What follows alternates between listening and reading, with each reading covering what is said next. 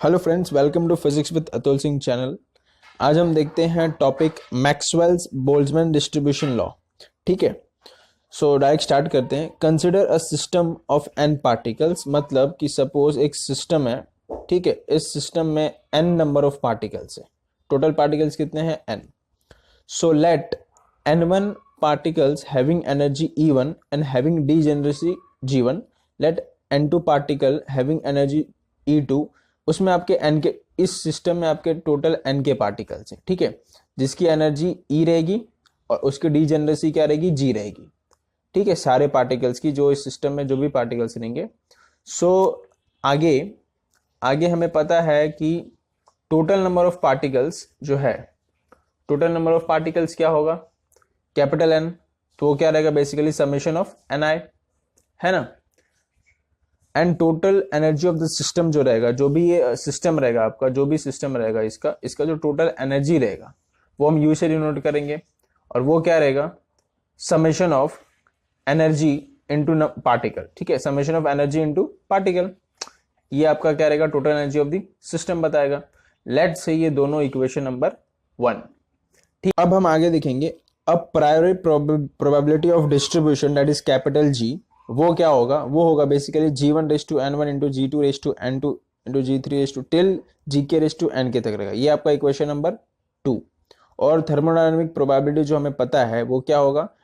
Capital N factorial upon N1 factorial into N2 factorial till into into into N के factorial तक। ये आपका equation number 3। और जो आपका टोटल जो प्रोबेबिलिटी है, total probability that is W से हम लोग डिनोट करेंगे। वो टोटल प्रोबेबिलिटी आपको क्या होता है? Thermodynamic probability into प्रायोरी probability of distribution that is capital G। ठीक है, मतलब इन दोनों का बेसिकली क्या होगा? मल्टीप्लीकेशन होगा। सो मैंने M इंटू जी कर दिया, तो ये आपका M की वैल्यू हो गई और ये आपकी G की वैल्यू हो गई। ठीक है, सो अब हम आगे देखते हैं। आगे हम क्या करेंगे? ये जो आपका टोटल प्रोबेबिलिटी है, इसमें आप क्या लेंगे? हम लॉग लेंगे। ठीक है, इसमें हम क्या पुट कर लगाएंगे? लॉग लगाते हैं। ठीक है, अब आगे हम देखते हैं।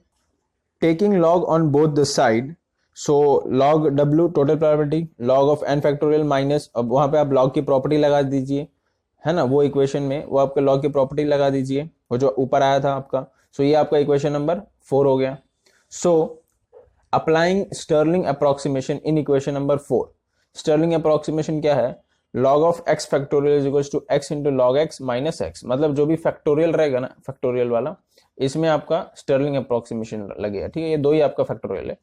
तो इक्वेशन 4 बिकम्स, स्टर्लिंग अप्रोक्सीमेशन लगाने के बाद, log W is equals to, ये वाला आपका क्या हो जाएगा? n into log n minus n हो जाएगा, है ना, अकॉर्डिंग टू स्टर्लिंग अप्रोक्सीमेशन।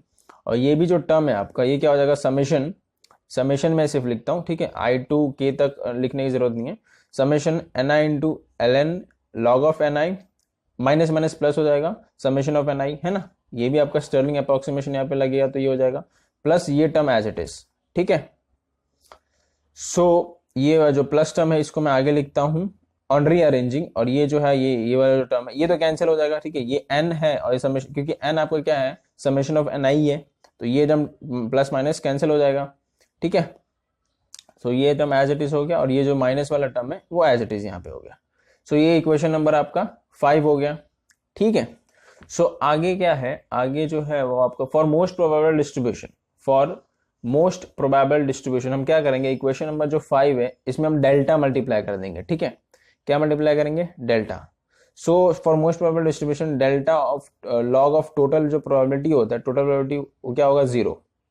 ठीक है, तो जो इक्वेशन 5 है वो becomes what? Becomes delta multiply कीजिए सब जगह, डेल्टा, इसमें भी आपने डेल्टा मल्टीप्लाई किया, इसमें भी डेल्टा अब देखिए जो n है, n ये हो जाएगा समेशन ऑफ Ni, है ना। ये भी n आपका समेशन ऑफ Ni होगा, बट समेशन दोनों का मैंने साथ में ले लिया है, तो यहाँ पे भी क्या हो जाएगा? Log of Ni।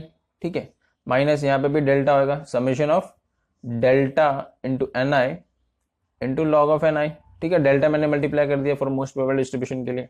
अब आपको क्या पता है? ये तो 0 हो गया। ठीक है, सो ये तो एज इट इज कॉपी हो गया, बट ये देखिए, ये जो डेल्टा ऑफ Ni होता है, delta of log of Ni होगा, वो क्या होगा आपका? ये टर्म होगा। ठीक है, delta of log of Ni वो आपका ये टर्म होगा, और ये एज इट इज मैंने कॉपी कर दिया, summation of delta of Ni, summation of delta Ni into log of Ni। log ni, ठीक है। सो ये 0 हो गया, ये एज इट इज कॉपी, यहाँ पे ni कैंसिल हो जाएगा, ठीक है। तो बचेगा सिर्फ डेल्टा ni, क्या बचेगा, सिर्फ डेल्टा ni बचेगा। और ये जो माइनस वाला टर्म है ये मैंने यहाँ पे लिख दिया, ठीक है, ये टर्म और ये माइनस वाला टर्म मैंने यहाँ पे लिख दिया, प्लस डेल्टा ni इधर साइड में।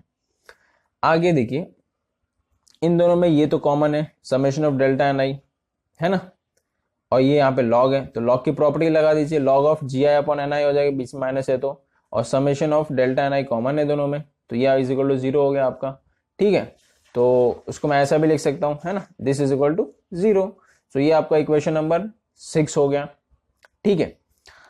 आगे from conservation of particle and conservation of energy. Conservation of particle में हमको पता है कि टोटल जो नंबर ऑफ पार्टिकल है वो कैपिटल एन है, बट अगर उसमें हम डेल्टा मल्टीप्लाई कर दें, क्या मल्टीप्लाई कर दें, हमेशा टोटल में डेल्टा मल्टीप्लाई करते हो 0 हो जाते हैं, ठीक है। तो equation number 7 conservation of energy में वही एनर्जी आपको पता है कि particular energy into number of particle total energy होगा, है ना। तो समेशन उसमें भी आप क्या लगा दीजिए, डेल्टा लगा दीजिए, क्या लगा दीजिए, डेल्टा। तो अगर आप डेल्टा लगा देंगे कंजर्वेशन ऑफ पार्टिकल डेल्टा है तो उसका टोटल समेशन 0 हो जाएगा, ठीक है। तो ये आपका इक्वेशन नंबर 8, ठीक है।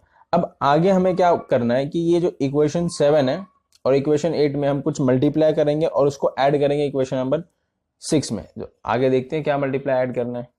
So multiply equation 7 bye minus alpha and equation 8 bye minus beta. आप मल्टीप्लाई कीजिए दोनों इक्वेशन को एंड उसके बाद क्या कीजिए, ऐड कर दीजिए इक्वेशन नंबर 6 में। तो हमें क्या ये मिलेगा, उन सब में से डेल्टा ऑफ एन आई तो कॉमन रहेगा, ठीक है। और इसमें आपने माइनस अल्फा मल्टीप्लाई किया, माइनस बीटा मल्टीप्लाई करने के बाद सारे जो कॉमन समेशन और डेल्टा एन आई तीनों इक्वेशन में कॉमन रहेगा और अंदर आपका ये बचेगा, ठीक है, इज इक्वल टू 0 होगा, ठीक है। आप मल्टीप्लाई कीजिए माइनस अल्फा और माइनस बीटा इक्वेशन नंबर 8 में, 7 और 8 में, और 6 में ऐड कर दीजिए। तो आपका तीनों इक्वेशन में से ये जो है समेशन और डेल्टा एन आई कॉमन आएगा और ये अंदर ये बचेगा, इज इक्वल टू 0, ठीक है। तो यहाँ से ये दोनों टर्म 0 के बाद जाएगा तो 0 हो गया, ठीक है। और यहाँ पे माइनस अल्फा और माइनस बीटा इधर आ गया 0 के पास तो प्लस हो जाएगा, ठीक है।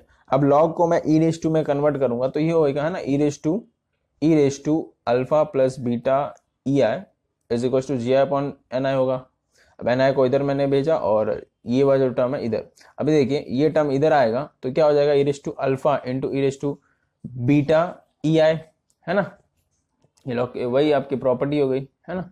सो यहाँ पे जो एन आई होगा, एन आई जी आई तो ऐसे ही रहेगा, ये ई रेस टू अल्फा ऊपर आया तो माइनस हो गया, ये भी ऊपर आया तो माइनस हो गया, बीटा माइनस बीटा ई आई। तो ये जो आपका इक्वेशन मिला, ये जो पूरा आपका इक्वेशन मिला, N I is equal to G I into e raise to minus alpha into e raise to minus beta E I.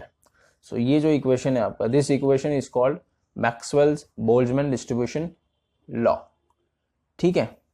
So video आपको कैसी लगी, अगर अच्छी लगी तो लाइक कीजिए वरना फिर अनलाइक कीजिए, और कमेंट बॉक्स में कमेंट जरूर लिखिए। और अगर आप ऐसे वीडियो देखना चाहते हैं फिजिक्स से रिलेटेड तो आप चैनल को सब्सक्राइब जरूर कीजिएगा। Thank you for watching the video.